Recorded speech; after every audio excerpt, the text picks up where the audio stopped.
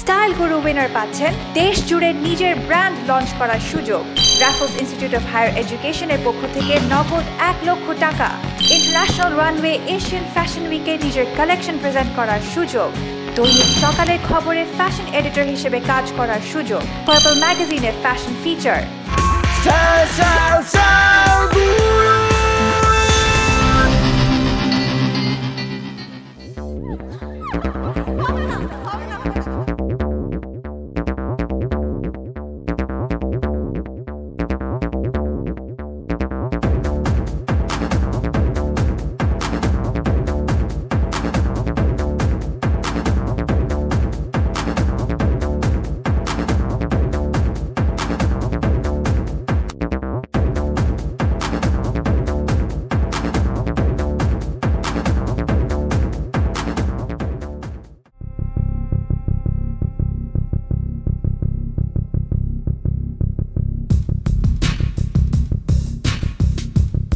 Japanese pattern কাটটা use করতে চাচ্ছি ইনফ্লুয়েন্স হিসেবে, অ্যান্ড কিছু বাংলাদেশি ট্র্যাডিশনাল কিছু জিনিসপত্র আমরা ইনক্লুড করছি।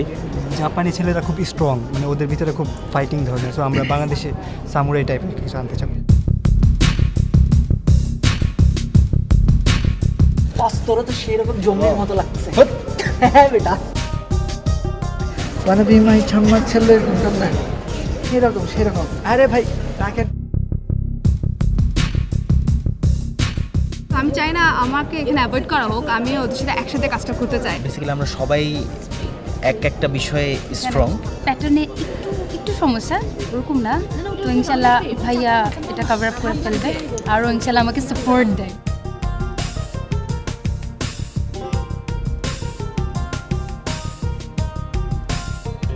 আমার গ্রুপে ছিল আন্টি আর দীপাঞ্জন ভাইয়া ওকে। আন্টির যে প্রবলেমটা ছিল, আন্টি বলছিল যে উনাকে কেন আমরা স্টিচিংয়ে বসাচ্ছি না, উনি নিডেলে সুতা ভরতে পারে না, এটা নিয়ে ওনার অনেক টাইম যায়। আজকে আমাদের গ্রুপে যারা ছিল তাদের সাথে কাজ করতে আমার খুব একটা বেশি প্রবলেম হয়নি। Sohel, he is really such a funny guy.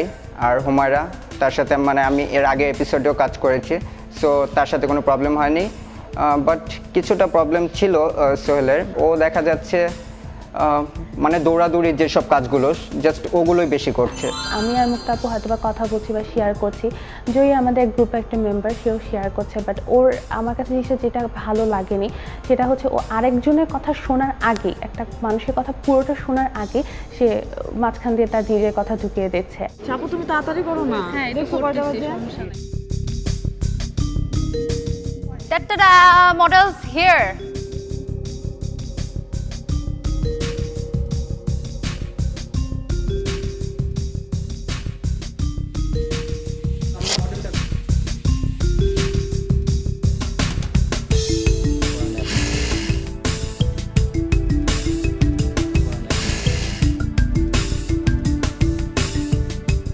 Japanese কাটে বাংলাদেশি ফেব্রিক, হাউ কাম?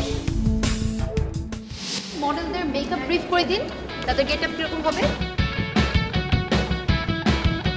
তারপর আমরা এখনো ডিসাইড করিনি, লাস্ট পর্যন্ত দেখবো, আমরা যদি টাইম ম্যানেজ করতে পারি তখন আমরা দিয়ে দিব। তো আমরা চাচ্ছি কি যে ড্রেসটা পরাই দেখবো যে হেয়ার স্টাইলটা কেমন করব।